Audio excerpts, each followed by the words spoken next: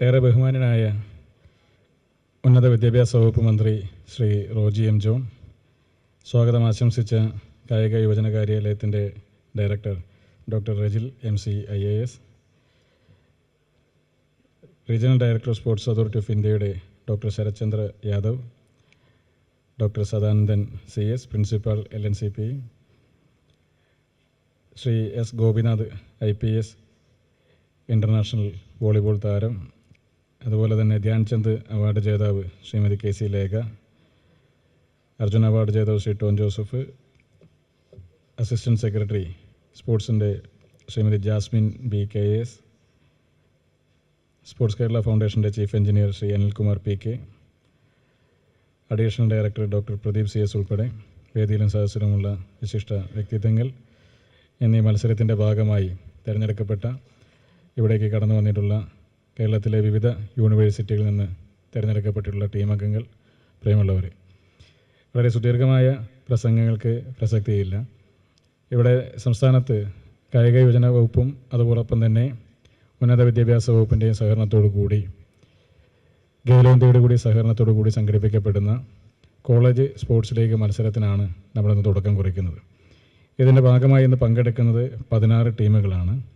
ഈ 16 ടീമുകൾ കടന്നു വന്നിട്ടുള്ളത് ഇവിടെ നേരത്തെ സൂചിപ്പിച്ചതുപോലെ കേരള സർവകലാശാലയും മഹാത്മാഗാന്ധി സർവകലാശാലയും കാലിക്കറ്റ് സർവകലാശാലയും കണ്ണൂർ സർവകലാശാല അതോടൊപ്പം തന്നെ APJ അബ്ദുൽ കലാം സാങ്കേതിക സർവകലാശാല എന്നിവിടങ്ങളിൽ നിന്നാണ്.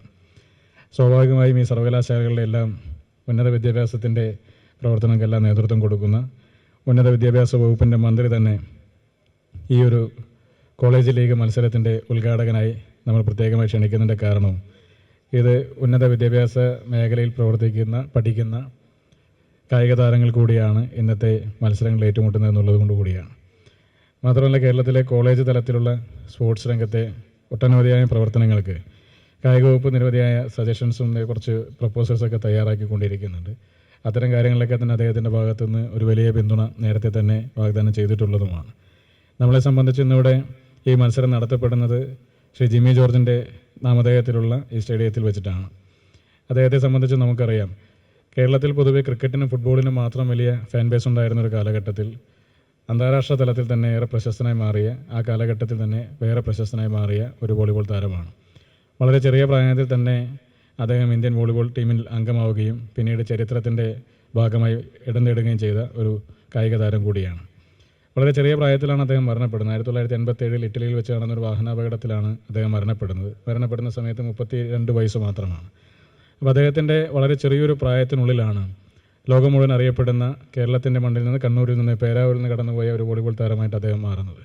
അപ്പോൾ പ്രതിഭകൾ നമുക്ക് പലപ്പോഴും അവസരങ്ങൾ നൽകും, പക്ഷേ നമ്മളെ കഠിനാധ്വാനമാണ് നമ്മളെ ചരിത്രത്തിൻ്റെ ഭാഗമാക്കി മാറ്റുന്നതും നിലനിർത്തുമൊക്കെ തന്നെ. അപ്പോൾ കേരളത്തിലെ കായിക മേഖലയിലെ പ്രതിഭകളെ സംബന്ധിച്ച് കഠിനാധ്വാനത്തോടു കൂടി മുന്നോട്ട് പോകാനുള്ള അവസരങ്ങൾ തുറന്നു കൊടുക്കുക എന്നുള്ളതാണ് കായിക വകുപ്പ് ലക്ഷ്യം വയ്ക്കുന്നത്. അവർക്ക് വലിയ പ്രചോദനമാകുന്നതിന് വേണ്ടിയിട്ടാണ് കഴിഞ്ഞ ദിവസങ്ങളിൽ സംസ്ഥാനത്തിൻ്റെ ചരിത്രത്തിൽ തന്നെ ഒരുപക്ഷെ ആദ്യമായി പ്രഖ്യാപിക്കുന്ന അവാർഡല്ല, പക്ഷേ ഏറ്റവും ഉയർന്ന തുക ഇതുവരെ സംസ്ഥാനത്തിൻ്റെ ചരിത്രത്തിൽ പ്രഖ്യാപിക്കപ്പെട്ടിട്ടുള്ള പാരിതോഷികങ്ങളിൽ ഏറ്റവും ഉയർന്ന തുക കഴിഞ്ഞ ദിവസം കോമൺവെൽത്ത് ഗെയിംസിനും ഏഷ്യൻ ഗെയിംസിൻ്റെയും ഭാഗമായി നമ്മുടെ രാജ്യത്തിൻ്റെയും സംസ്ഥാനത്തിൻ്റെയും അഭിമാനമായി മാറിയ കായിക താരങ്ങൾക്ക് പ്രഖ്യാപിച്ചത്. മുൻകാലങ്ങളിൽ സംസ്ഥാന ഗവൺമെൻറ്റിൻ്റെ പ്രഖ്യാപിതമായ താരിഫുകൾ വളരെ കുറവാണ്. കഴിഞ്ഞ വർഷങ്ങളിൽ പ്രത്യേക ക്യാബിനറ്റ് തീരുമാനത്തിൻ്റെ ഭാഗമായിട്ടാണ് എല്ലാവർക്കും പാരിതോഷികങ്ങൾ പ്രഖ്യാപിച്ചത്. അന്ന് സ്വർണ്ണ മെഡൽ നേടിയ ആളുകൾക്ക് 20 ലക്ഷവും വെള്ളി മെഡൽ നേടിയ ആളുകൾക്ക് 10 ലക്ഷവും എന്ന രീതിയിലാണ് അതിൻ്റെ താരിഫ് ഉണ്ടായിരുന്നത്. അപ്പോൾ ഇത്തവണ പൊതുവിൽ ഈ മെഡൽ നേട്ടങ്ങൾക്ക് ശേഷം മറ്റ് സംസ്ഥാനങ്ങളിലെ പ്രഖ്യാപനങ്ങൾ വന്നപ്പോൾ പൊതുവിൽ സമൂഹ മാധ്യമത്തിലൊക്കെ ഒരു വലിയ വിമർശനം വന്നു. കേരളം എന്തുകൊണ്ട് ഇതുവരെ പ്രഖ്യാപിക്കുന്നില്ല, കേരളം ഇതുവരെ പ്രഖ്യാപിക്കാൻ വൈകി എന്ന രീതിയിലുള്ള ഒരുപാട് വിമർശനങ്ങളൊക്കെ ഉണ്ടായിരുന്നു. പക്ഷേ നമ്മളെ സംബന്ധിച്ച് നമ്മളതിൻ്റെ നടപടിക്രമങ്ങൾ ആദ്യ ദിവസങ്ങൾ തന്നെ തുടങ്ങിയതാണ്. കഴിഞ്ഞ കാലഘട്ടങ്ങളിൽ പ്രഖ്യാപിക്കപ്പെട്ടിട്ടുള്ള നൽകിയ പാരിതോഷികത്തേക്കാൾ ഉയർന്ന പാരിതോഷികം നൽകണമെന്നുള്ളൊരു തീരുമാനത്തിൻ്റെ അടിസ്ഥാനത്തിലാണ് അതല്പം വൈകി പോകുന്ന സാഹചര്യം ഉണ്ടായത്. സ്വാഭാവികമായി ഒരു ക്യാബിനറ്റ് ഡിസിഷന് വേണ്ടി വരുന്ന ഒരു സമയക്രമം, ഫയലുകൾ ഇറങ്ങി വരുന്നതിൻ്റെതായ ഒരു സമയക്രമം അതിനുവേണ്ടി എടുത്തു എന്നുള്ള അപ്പുറത്തേക്ക് എങ്ങനെയാണ് തമിഴ്നാട് പ്രഖ്യാപിച്ചപ്പോൾ എല്ലാവരും പറഞ്ഞു നമ്മൾ തമിഴ്നാട്ടിൽ പോയാൽ അവിടെ വലിയ രീതിയിലുള്ള പിന്തുണയുണ്ട്, അല്ലെങ്കിൽ ഒഡീഷയിലോ ബീഹാറിലോ ഒക്കെ നൽകുന്നത് പോലെ കേരളത്തിനകത്ത് നൽകപ്പെടുന്നില്ല എന്നുള്ളതായിരുന്നു എല്ലാവരുടെയും പ്രധാനപ്പെട്ട ആക്ഷേപങ്ങളൊന്നും. അപ്പോൾ അതിലൊക്കെ തന്നെ നമ്മൾ വളരെ പോസിറ്റീവായി തന്നെയാണ് ആ വിമർശനങ്ങളൊക്കെ വളരെ പോസിറ്റീവായി തന്നെയാണ് കായിക വകുപ്പ് എടുത്തത്. അപ്പോൾ അതുകൊണ്ടാണ് ഇവിടെ സംസ്ഥാനത്തിൻ്റെ ചരിത്രത്തിൽ ഇന്ന് വരെ പ്രഖ്യാപിക്കപ്പെട്ടിട്ടുള്ളതിൽ വെച്ച് ഏറ്റവും വലിയ പാരിതോഷിക തുകയായി 20 ലക്ഷം രൂപ വെള്ളി മെഡൽ നേടിയ കായിക താരങ്ങൾക്ക് പ്രഖ്യാപിച്ചത്. അത് അത്ലറ്റിക്സിലും അതോടൊപ്പം തന്നെ ഗെയിംസിലും അതോടൊപ്പം തന്നെ ചെസ്സിലും നമ്മൾ ആ പാരിതോഷികങ്ങൾ പ്രഖ്യാപിക്കുകയും ചെയ്തു. മാത്രമല്ല, ഒരു മത്സരത്തിൽ വിജയി മാത്രമല്ല, രാജ്യത്തെ പ്രതിനിധീകരിച്ച് മത്സരത്തിൻ്റെ ഫൈനൽ വരെ എത്തിയ താരങ്ങളുമുണ്ട്. വിജയിച്ചവർക്കൊപ്പം തന്നെ അവിടം വരെ എത്തി കഠിനാധ്വാനം ചെയ്ത് ആ മത്സരത്തിൻ്റെ ഭാഗമായി പങ്കെടുത്ത ആളുകളെ കൂടി പരിഗണിക്കേണ്ടതായിട്ടുണ്ട്. അതുകൊണ്ടാണ് മത്സരത്തിൻ്റെ ഫൈനലിസ്റ്റുകളായിട്ടുള്ള ആളുകൾക്ക് 5 ലക്ഷം രൂപ അവിടെയും അതിൻ്റെ ഭാഗമായി ഒരു പ്രഖ്യാപനം നടത്തി. കായിക താരം മാത്രമല്ല, ആ താരത്തെ പരിശീലിപ്പിക്കുന്ന കോച്ചുമാരും പ്രത്യേകമായി പരിഗണിക്കപ്പെടേണ്ടവരാണ്. അതിൻ്റെ ഭാഗമായി കായിക താരങ്ങളെ ഈ മത്സരത്തിലൊക്കെ വലിയ വിജയം നേടിയ കായിക താരങ്ങളെ പരിശീലിപ്പിച്ച അവരുടെ കോച്ചുമാർക്കും സംസ്ഥാന ഗവൺമെൻറ് പാരിതോഷികങ്ങൾ പ്രഖ്യാപിച്ചു. അപ്പോൾ പ്രധാനമായും ആ ഒരു തീരുമാനമെടുത്തതിൻ്റെ പുറകിൽ ക്യാബിനറ്റിൽ ഡിസിഷൻ വന്ന സമയത്ത് സ്വാഭാവികമായും ഇതിൻ്റെ ഒരു 50% ഹൈക്കാണ്, ഒറ്റയടിക്ക് 50% വർധന വരുന്നത്. അപ്പോൾ ഒരു ചർച്ച വന്ന സമയത്ത് കേരളത്തിൻ്റെ ബഹുമാനായ മുഖ്യമന്ത്രി ശ്രീ വി ഡി സതീശൻ അവർ പറഞ്ഞത് 2036 ഒളിമ്പിക്സിനെ ലക്ഷ്യമിട്ടുകൊണ്ടാണ് കേരളത്തിലെ കായിക വകുപ്പ് മുന്നോട്ട് പോകുന്നത്, നമ്മളതൊരു തീരുമാനമാണ്.